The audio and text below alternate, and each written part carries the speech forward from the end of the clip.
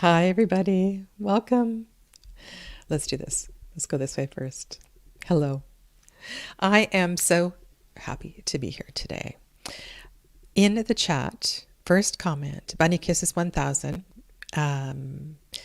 Linda, I want to thank you so much for sharing this deck. I am a absolute lover of watercolor decks. And while there are other media besides obviously watercolor in this deck, this is one of my favorite cards. This is the adjustment card. I love this art. The writings in the extra large guidebook, the additional guidebook, are so inspiring. If you have never done pathworking, this is a tarot deck with an extraordinary extra large guidebook that will show you the power of pathworking, where you find a bit of a Zen zone and wander into a card and allow the energy of the card to be what it needs to be at any given time. This is a Thoth-inspired deck that is created by a very experienced astrologer who went through some challenging times and found healing through the tarot. And I can say I have not pulled every card. I have not read the entire book. This year, so starting at Samhain last year, so the Witch's New Year, I began a Thoth inspired series. So I have been revisiting Thoth correspondences for a full year now. And this is, it's not the first time I've studied the Thoth Tarot, but this deck came along at the perfect time. And let's get to it, because I know you want to see the cards. I know you want to hear more about itself, the deck itself. So this idea, there's so many synchronicities that are happening here for me at this time, because right now I am doing a deep dive with the Chamonix Tarot, or Chamonix Tarot by Eden Gallanter. This one. And when that is concluded, I'm going to begin a deep dive into the Tildwick Tarot. The thing about the Tildwick that really fascinates me is this idea of doors and hallways and windows and pathways. And so I want to read to you the beginning of this particular guidebook, where the stories, each of the stories of each of the cards begins in this hallway behind this doorway. And I'm going to have to pick up the book and read to you. Unfortunately, I don't have a card. It would be amazing if there was a card of this. And also, in my excitement to get all ready for today, I didn't bring my extra cards to the table, but I will do my best. And one of them I can show you from the book. Okay, so that's the Fool card, but I'm going to read to you from the big book. Stillness and quiet surround her here. And the protagonist, the wanderer, is described with the pronoun her throughout this book. Hi, Janine. Welcome. Here in the hallway of beginnings, the light is dim and seems indistinct in its origins. Dark plain chairs sit at intervals along the wall, waiting for the tired or perhaps the unwilling to take advantage of their broad seats and definite position. The long room is chiefly there to house the many doors that lead off into the undiscovered reaches of the house, doors of opportunity inviting exploration. And so it is through these doorways that we wander into this world that has been created beautiful artwork. So the artist's name, I'm going to say it's Aya, but that I am not sure. This deck was created in Ireland by two best friends. So it's a beautiful collaboration by two women who know each other very well. And there is also on the website for this deck, which is, I believe, Seed Press in Ireland, there's a book that is all of the art of the Lou family. So this artist must come from a family of artists, and her work is just stunning. The guidebook writer, the deck creator, is Joanna-Kate Grant. Yeah. So I just want to put the Ace of Fire on the table and take you into the first card in the words of Joanna, because this journey begins in the root of fire. And for those of you that have Kelly Burton's decks, this will be a familiar term. I know other decks as well too refer to the ace as the root of the element, the heart of the element, the source of the element. And Joanna describes, I put this also part of it in the description box below, the process of each of the cards, where she says that all journeys begin like this. Fragile whispers fluttering at the edge of the awareness, brief and hesitant, bathed in sunlight, their glistening threads weaving themselves into being, one strand at a time until there something is born, and the seed of what needs to come next. And so for me, this is the journey of pathworking, where you take a card and you sit with it quietly and you gaze into the artwork. Usually I end up lying down. But there's this, and I know pathworking is different for different people, but for me, it's a journey into the card. And it reminds me of that scene in Mary Poppins where Bert is drawing a chalk painting in the park, and the children and Mary Poppins and Bert jump into the chalk painting as the chalk is beginning to be washed away by the rain. That's how I feel about this deck. It's like jumping into another world. Stepping into the root of fire, she is immediately overwhelmed by the intense and pervasive heat. So these descriptions not only describe where you are or the sensations, but these are full sensorial experiences into each of the cards. Dulling her senses and hypnotizing her mind, it lies heavy on her chest as she becomes aware she is standing knee-deep in a vast river of liquid lava, battling to breathe, bubbling, swirling, and ornate.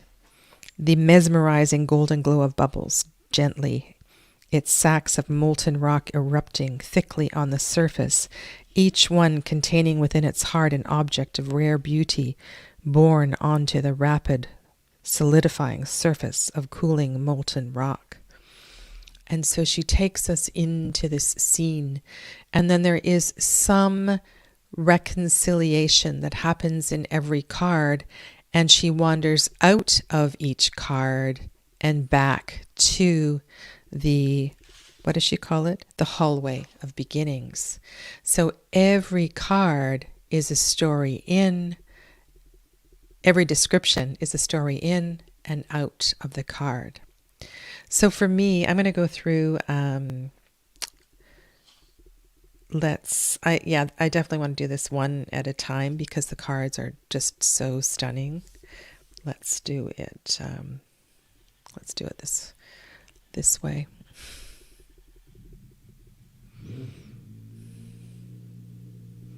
That's my noisy neighbor.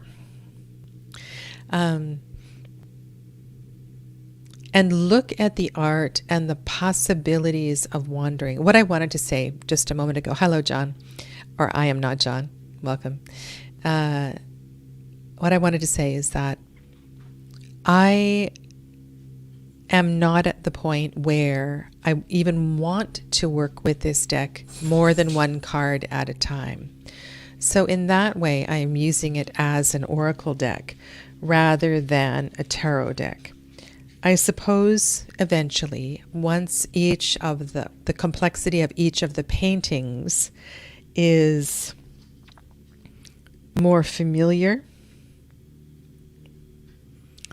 then I may very well use it as a tarot deck. And if you read with a Thoth or a Thoth-inspired deck, you will be familiar with a lot of the references that she refers to in each of the extended descriptions. Isn't that Four of Fire just beautiful?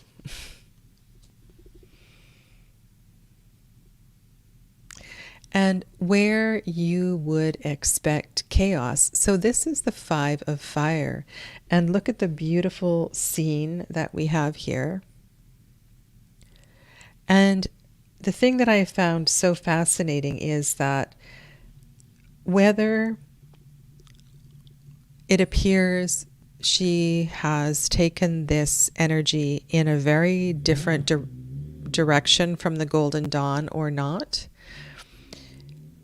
Joanna-Kate carefully weaves in plenty of familiar experiences, and it's just stunning. It really is. I drew single cards for people on Tuesday when I was doing live readings, and it was so well received.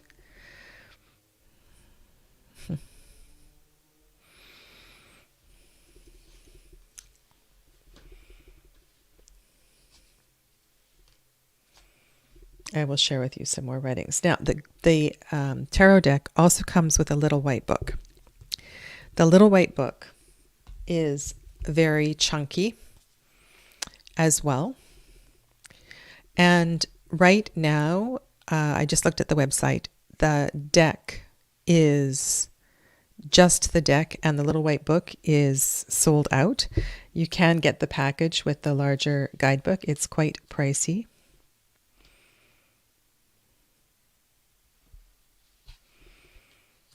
But this might be something that you want to save up for, because it's really something. And you know, like, look here. There's these paintings are an invitation into a journey, into a pathway. I really like this. So as far as the court cards go, it is same as Thoth. So we go Knight, Queen, Prince, and Princess.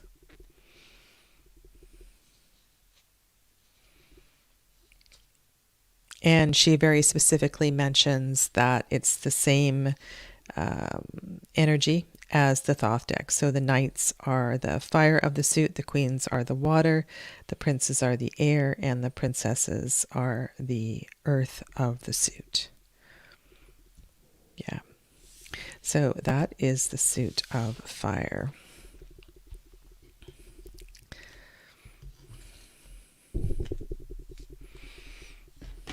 Here's the water suit. This is the root of water.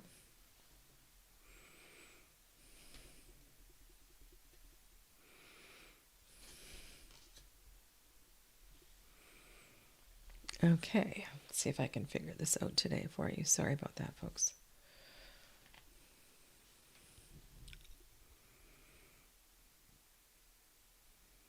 Because there is so much astrological background of the creator, I imagine that over time I'm going to find more and more connections, planetary correspondences, zodiacal correspondences.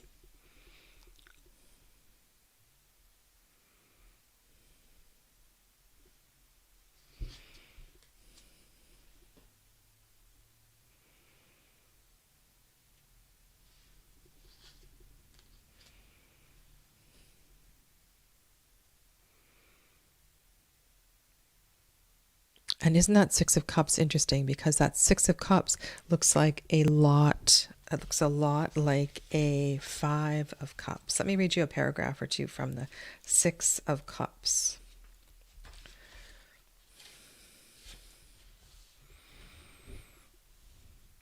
If you are not familiar with the Thoth Tarot,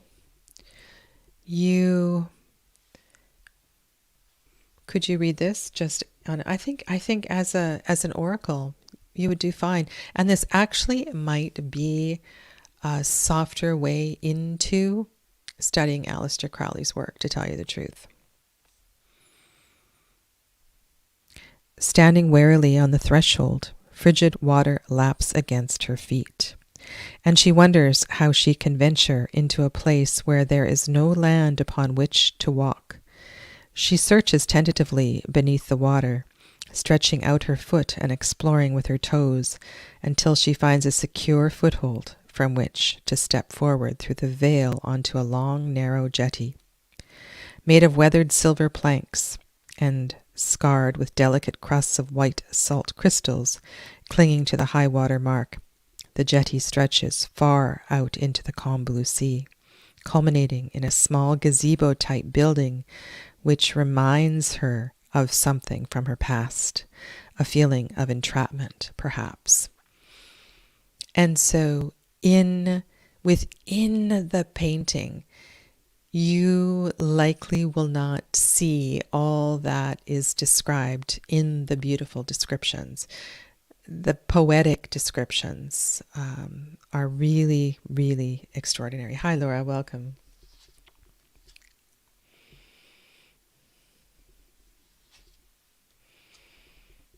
I'll show you more, and I'm going to also, I will compare the little white book with the large guidebook just to show you what you get in both of them. And look at that Nine of Water. It's just beautiful. There is, I found out each of the suits to see if there is a color theme or scheme. Now this is interesting. Okay. 10 of Water is Mars. That Daycan is Mars. So she is bringing in the planetary colors and planetary correspondence. That's fantastic. Water Knight, Water Queen, Water Prince.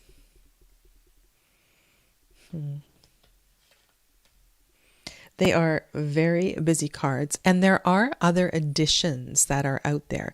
So you may be able to find an earlier iteration of the deck. And I don't know how many other editions there are. This one that you're looking at is the current edition. It's called the Aquarius edition. And in the preface to the little white book, she talks about the inspiration for this deck being Pluto moving into Aquarius.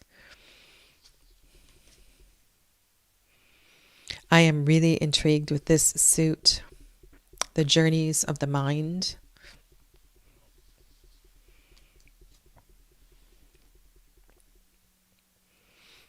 And I also haven't done a side-by-side of all of the twos, all of the threes, to look and see if there is any sort of numerological layering that is built in across the cards. At this point, it's simply a one by one. This is very intriguing, this Four of Air.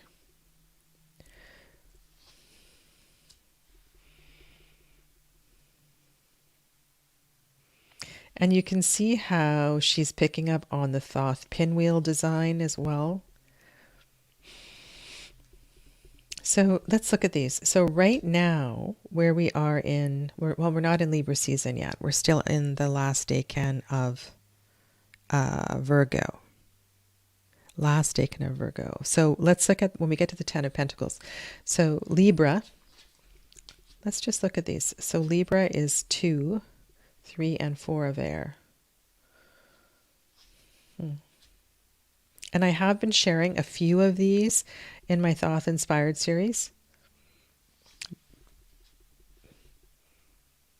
This one. I did a reading with this card. This is a 6 of air. We have an elephant. We have the DNA flowing through here. And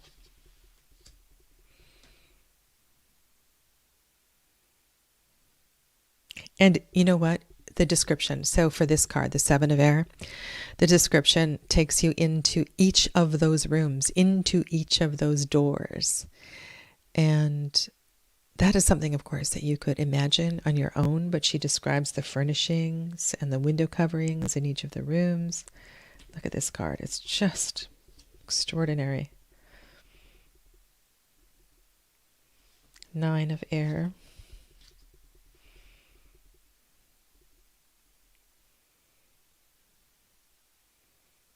And I'm looking at this card upside down, and it is equally intriguing upside down. And I imagine a lot of the cards are. So if you read reversals, this would also be a really fun deck to read reversed. Air Knight, Queen. There's our Libra Queen, Air Prince, and Air Princess.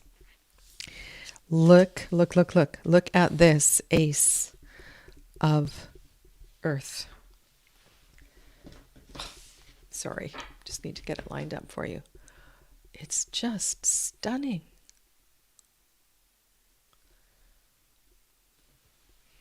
There's a coin in the center of the flower, and I imagine it contains everything, every sigil,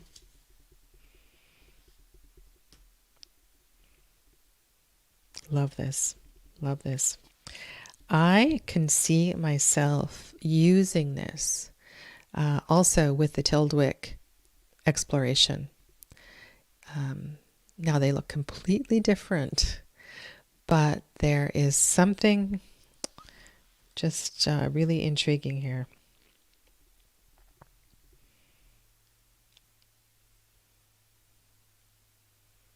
Wow. I haven't drawn the Four of Earth. That is an absolutely magnificent painting. Holy cow. Wow.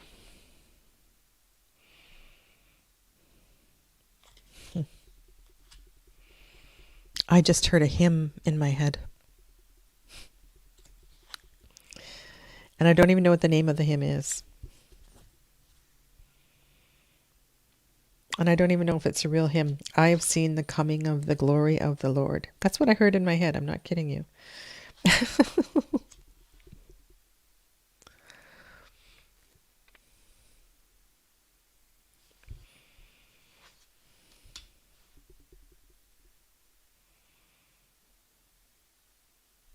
The other thing that I like that the artwork does is it takes us into various levels of the experience. So it's like we're here we are in liminal space in the whole story, but we are above ground and we are underground and we are I don't know, it's like it's so multidimensional. That's one of your favorite hymns. Yeah. Well, somebody in the heavens is singing it. This is the Ten of Earth. All right, so this is our present Daycan. Shall I read this one to you in its entirety because it is just beautiful. I haven't done the majors in case you're wondering, and I will do that. But I think because this is where we are right now, Ten of Earth, Daycanically speaking, let's focus on this card right here. Virgo, Daycan 3. The dark silence of the towering mountains claims her today. The thin, high air filled only with starlight and gray shadows.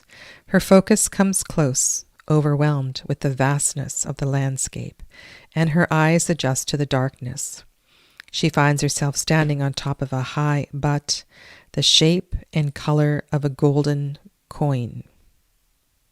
Creeping towards the edge, she discovers, and her vocabulary is so beautiful, vertiginous drop, and far beneath her the twinkling lights of a city.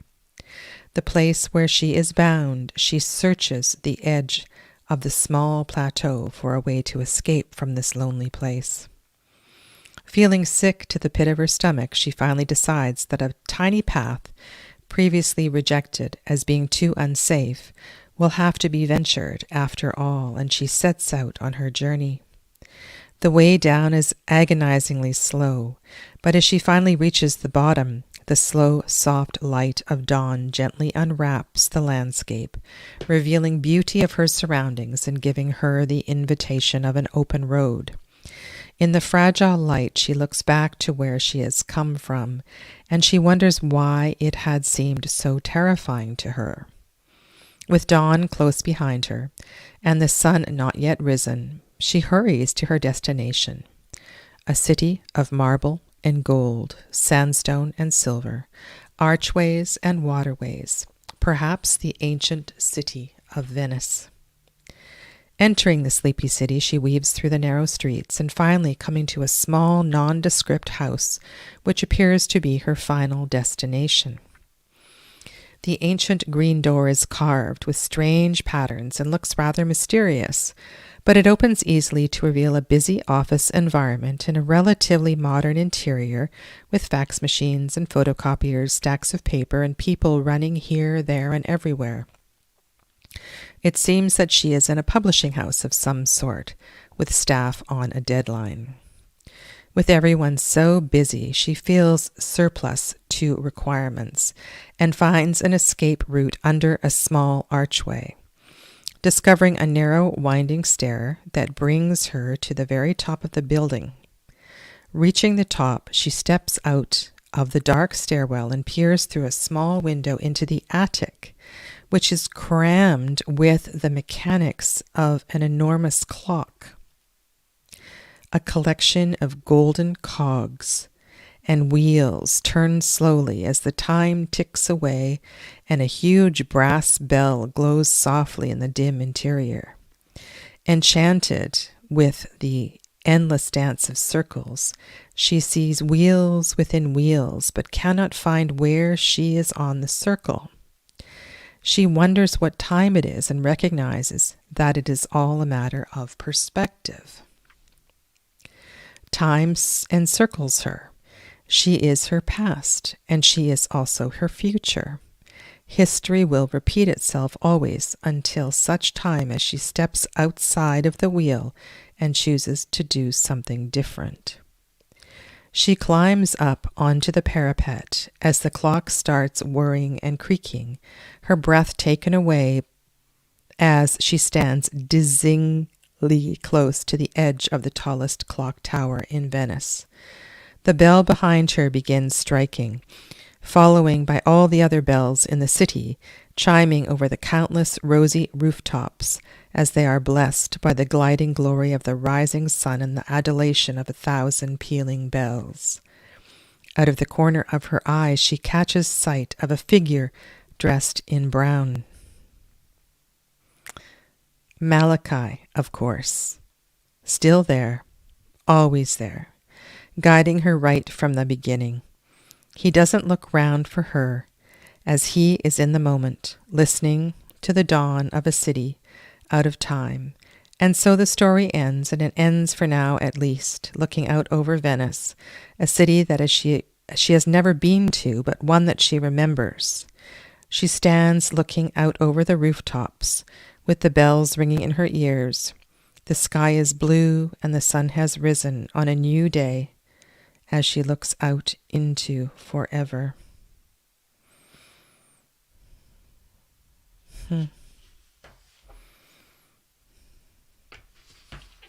So what I wanted to show you was this. I'm going to show you the same card in the little book.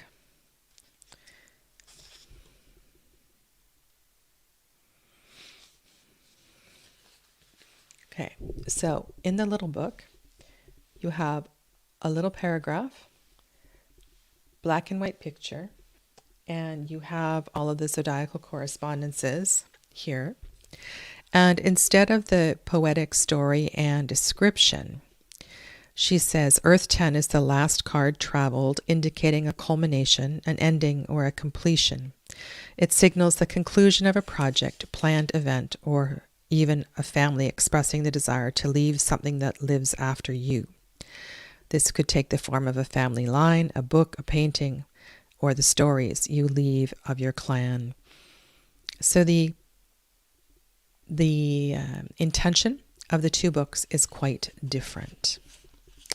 Now, there was a mention of Malachi in this card, and Malachi is her guardian, Joanna's guardian, and I will show you the color picture of Malachi. And I don't believe I have the card. There's a few extra cards in this deck.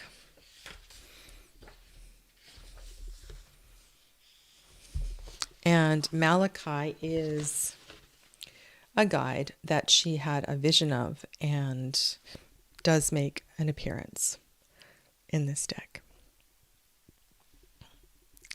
There are a few other cards as well too, and I did take them out, and like I said, I was rushing here today, so I didn't get them onto the table. But they all fit in sort of with the story. But I'm just not one to leave extra oracle cards in a deck. Yeah. Beautiful, beautiful earthy colors. And I will show you very quickly the major arcana.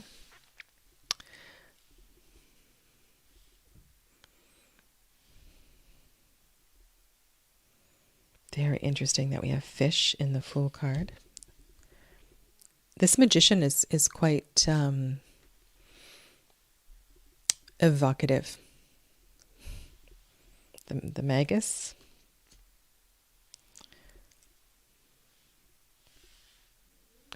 The priestess.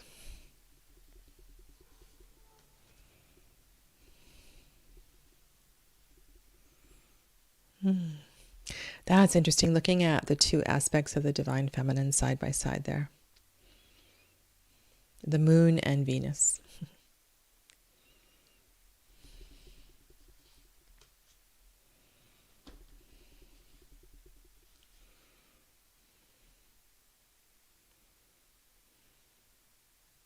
Looks more like Jupiter than Mars. But we do have the martial colors in the background. The Hierophant. I believe the titles of all of the majors are the same as in the Thoth. The Lovers.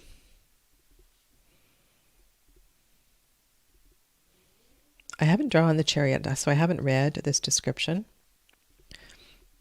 This one, Adjustment. Oh my goodness. This is another one that you wander, beautiful wandering in this card.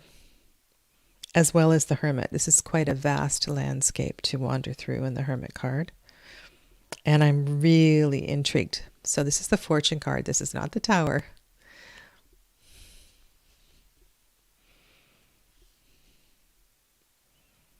And Lust. This looks a bit more like Durga than Babylon.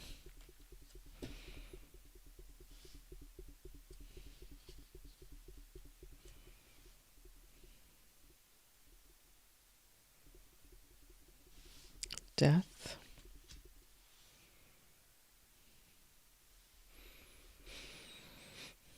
So, the thing I like about this art card is the way that she cleverly has joined the four elements together.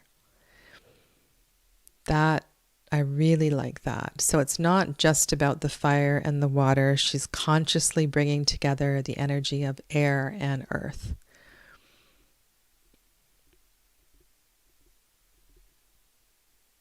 This would be a brilliant card to work with alongside a magician card. The Devil.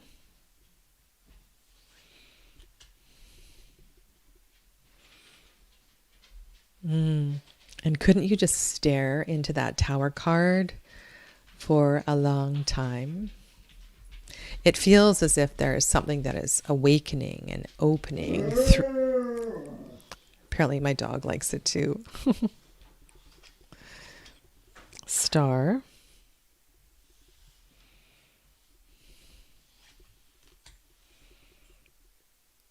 Moon.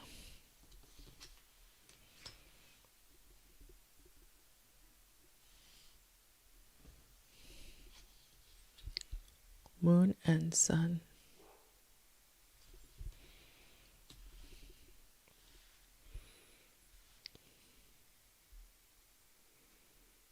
Really interesting Eon card. And then the universe. Yeah, so this is the Thoth. The Hierophant drew me into Don Quixote for some reason. Can you show it to me? Sure, I can show it to you. The Hierophant. The Hierophant. Yeah.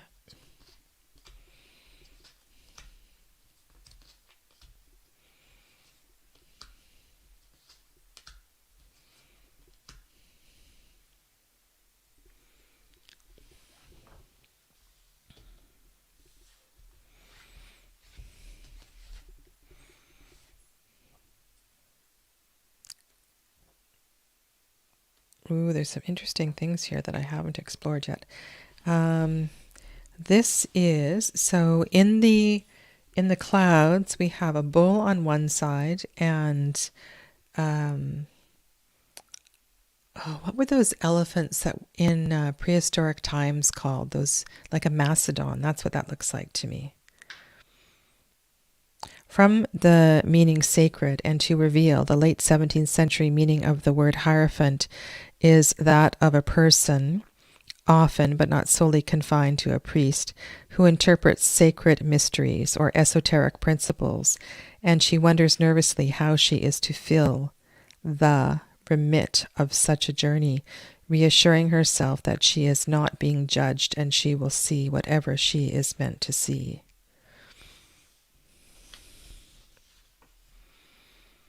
So we have a scene, a detailed scene in the foreground.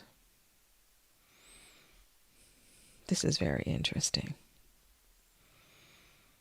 Malachi makes an appearance in this card as well, too. At the side of the road where the animals have stopped, a small mud brick house announces Malachi, and she opens the door, peering through the gloom. As her eyes adjust to the soft light of the interior, she finds him sitting at a table polishing a large, plain, golden cup. He says that it is all about timing and that she needs to start listening to the heartbeat of the earth. Nice tie-in to the elemental correspondence. He tells her that the Hierophant is aware of the timing required, the processes that take place, and the necessity of things to be born, to grow, and to die. And it is this which gives him his understanding of all things and nurtures his wisdom. Malachi also adds that this is why sometimes the Hierophant is seen as hard and harsh, because nature is merciless, red in tooth and claw, and has no room for sentiment. He gains wisdom by becoming one with life. Oh yes, woolly mammoth. Yeah. All right, so that is an initial look at this deck. I promise you will be seeing it frequently on my channel. And I'm going to try to weave it into Tuesday readings as I get to know it.